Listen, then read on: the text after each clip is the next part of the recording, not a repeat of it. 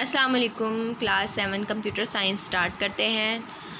سب سے پہلا ٹاپک جو ہم دیکھ سکتے ہیں وہ ہے emerging technologies, unit 1۔ What is emerging technology? آئیے دیکھتے ہیں ایمرجنگ ٹیکنالوجی۔ بسم اللہ الرحمن الرحیم۔ The term emerging technology is generally used to describe a new technology. It may also refer to the advancement in existing technology.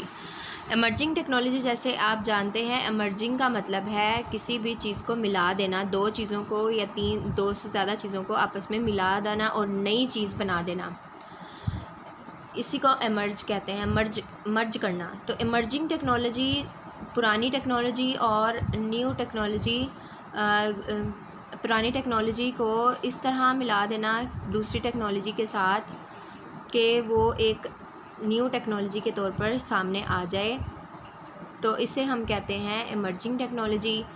Use to describe a new technology, اس کو ہم new technology کا نام دیں گے۔ تو یہ بھی کہہ سکتے ہیں کہ جو پہلے سے موجود ٹیکنالوجی ہے اس میں ایڈوانسمنٹ کر دی گئی ہے، اس میں ترقی کر دی گئی ہے، اسے کہیں گے ایمرجنگ ٹیکنالوجی۔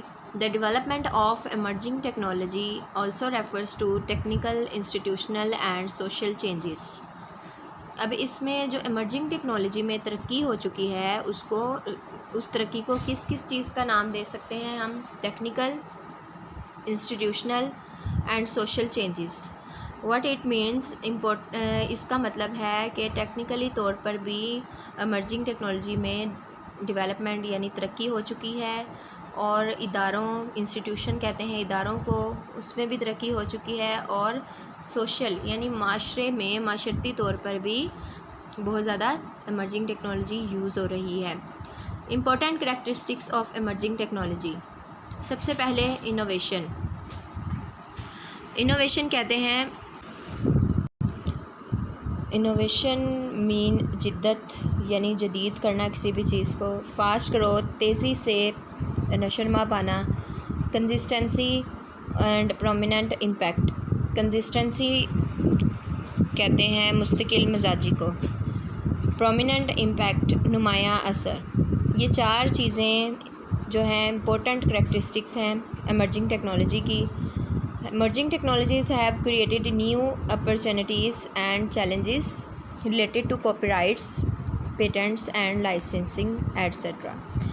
ایمرجنگ ٹیکنالوجی میں نیو اپرچونیٹیز یعنی بہت سی دوسرے نیو مواقع پیدا ہو چکے ہیں اور چیلنجز بھی پیدا ہو چکے ہیں، جیسے کہ فار ایگزامپل دنیا میں کام کرنے کے، دنیا کو جدید طور پر پیش کرنے کے لیے، اور بہت سی دوسری چیزوں میں نمایاں طور پر انوینشنز کرنے کے لیے، یہ تمام چیزیں ایمرجنگ ٹیکنالوجی جو ہے وہ کریٹ کر رہا ہے۔ اس کی ایگزامپلس ہم دیکھ سکتے ہیں، robotics, artificial intelligence, self driving cars, 3D printing, virtual reality and augmented reality, and 3D and holographic imaging etcetera. یہ سب ٹاپکس ہم انشاءاللہ نیکسٹ پڑھتے ہیں۔ سب سے پہلا ٹاپک ہم پڑھ رہے ہیں robotics. Robotics is an interdisciplinary branch of computer science and mechanical engineering that involves the design, manufacture, operation and use of robots. The goal of the robotics is to create intelligent machines that can assist humans in various ways. Robotics is an interdisciplinary branch of computer science.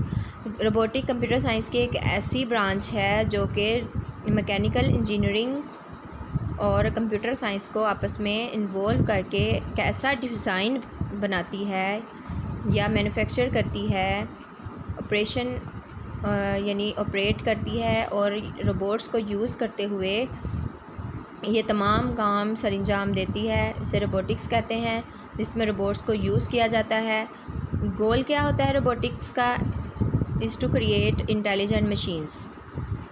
بہت ہی زیادہ ذہانت پر مشتمل مشینیں تیار کی جاتی ہیں جو کیا کرتی ہیں؟ ہیومن کو اسسٹ کرتی ہیں، ہیومن کا کام کرتی ہیں، ہیومن کو انڈر کام کرتے ہوئے مختلف طریقوں سے اس کی ہیلپ کرتی ہیں۔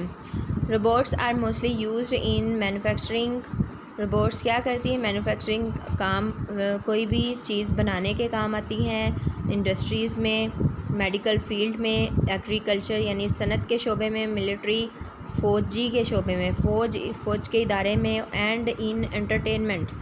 اور آپ دیکھ سکتے ہیں انٹرٹینمنٹ میں تو بہت زیادہ اس کا کام آ چکا ہے. آج کل آپ موویز میں بھی دیکھ سکتے ہیں. اس طرح یہ گھر میں بھی بہت زیادہ یوز ہوتے ہیں روبوٹس.